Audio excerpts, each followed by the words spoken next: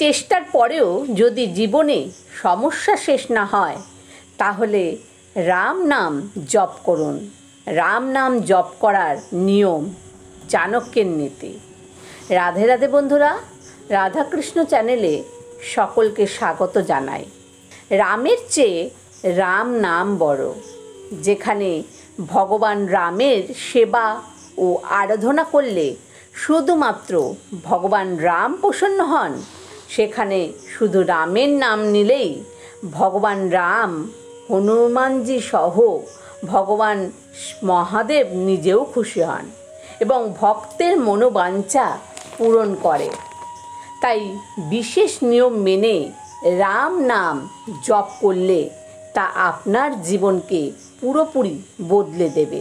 বন্ধুরা, আপনিও যদি চারদিক থেকে সমস্যায় ঘিরে আছেন এবং জীবনের সব রাস্তা বন্ধ হয়ে গেছে, পরিত্রাণের রাস্তা খুঁজে পাচ্ছেন না, তাহলে মান সম্মান নষ্ট হয়ে গিয়েছে, তাহলে এই নিয়মে রাম নাম জপ করে দেখুন। ভগবান রামের আশীর্বাদ আপনার সব ইচ্ছা পূরণ হবে। এই তথ্যটি এগিয়ে নিয়ে যাওয়ার আগে সবাই মিলে কমেন্টে লিখুন জয় শ্রীরাম, যাতে ভগবান রামের আশীর্বাদ সব সময় আপনার সাথে থাকে।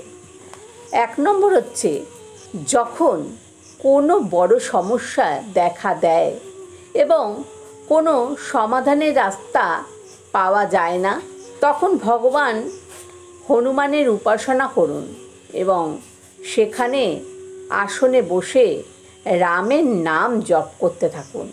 আপনি যদি প্রতি মঙ্গল এবং শনিবার এই প্রতিকার করেন, তবে জীবনে কোনো সমস্যাই আপনাকে কষ্ট দেবে না।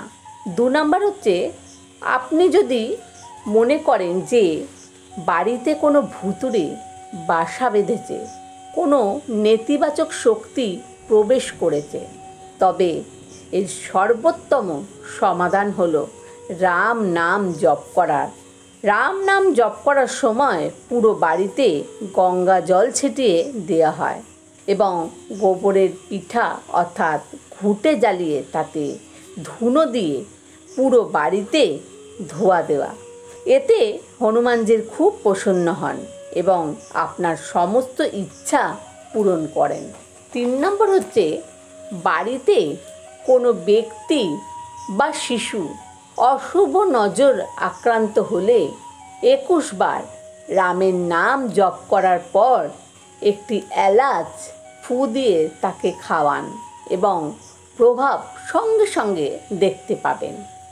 4 নম্বর হচ্ছে, মঙ্গলবার 3 বার রামের নাম নিয়ে হনুমানজির উদ্দেশ্যে বানরকে গুড় ও ছোলা খাওয়ান। এর সাহায্যে শনি, রাহু, কেতু এবং মঙ্গল গ্রহের দ্বারা সৃষ্টি সমস্ত ঝামেলা অবিলম্বেই শান্ত হবে এবং আপনার ঘরে সুখ ও শান্তি বিরাজ করবে। 5 নম্বর হচ্ছে, প্রতিদিন সকালে পুজোর পর তুলসী বা রুদ্রাক্ষর মালা দিয়ে 108 বার রাম নাম জপ করুন। এতে যেমন সূর্য ওঠার সাথে সাথে শিশিরের ফোঁটা অদৃশ্য হয়ে যায়, ঠিক তেমনই আপনার উপর আসা কষ্টগুলোও শেষ হয়ে যাবে। 6 নম্বর হচ্ছে, রামের নাম জপ করলে মানসিক কষ্টের অবসান হয় এবং মন শান্ত থাকে। তাই যারা হতাশা ও মানসিক সমস্যায় ভুগছেন, তাদের প্রতিদিন রাম নাম জপ করা উচিত।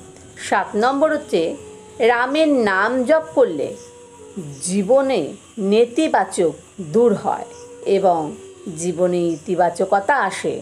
তাই জীবনে ইতিবাচকতার শক্তি আনতে রামের নাম জপ করা খুবই গুরুত্বপূর্ণ।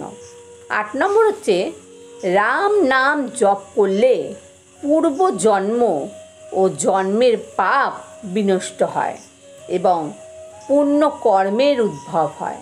তাই প্রতিদিন সকাল সন্ধ্যা রাম নাম জপ করা উচিত।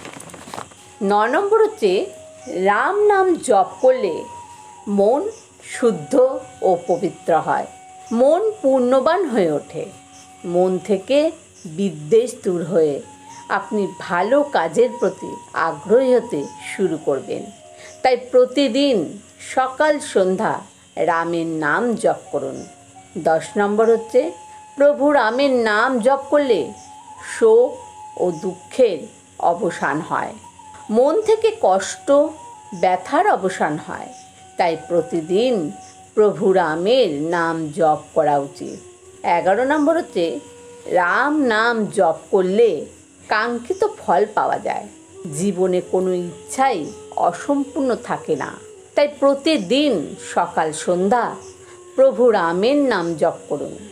12 নম্বর হচ্ছে, যে ব্যক্তি রামের নাম জপ করে তার মনে কারো প্রতি কোনো বিরোধিতা বা অসৎ ইচ্ছা থাকে না।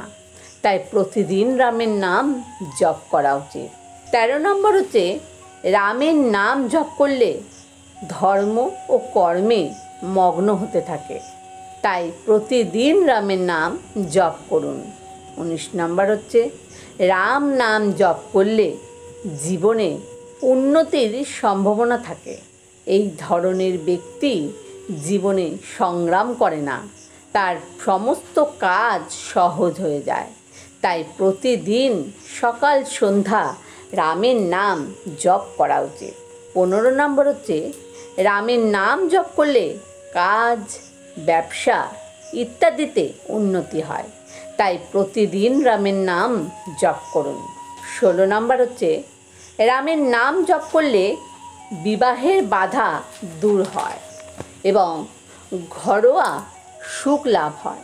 তাই প্রতিদিন সকাল সন্ধ্যা রামের নাম জপ করা উচিত। 17 নম্বর হচ্ছে, রামের নাম জপ করলে শত্রুর মধ্যে বাধা থেকেও মুক্তি পাওয়া যায়। রামের নাম জপে শত্রুদের বিনাশ হয়। তাই প্রতিদিন সকাল সন্ধ্যা রামের নাম জপ করুন। 18 নম্বর হচ্ছে, রামের নাম জপ করলে পরিবারে সুখ শান্তি আসে এবং পরিবারে অশান্তি ও মারামারি পরিস্থিতি থাকে না। পরিবারের সকল কাজ সম্পূর্ণ হয়। বন্ধুরা, সম্পূর্ণ বিশ্বাস ও ভক্তির সাথে এইভাবে রাম নাম জপ করুন।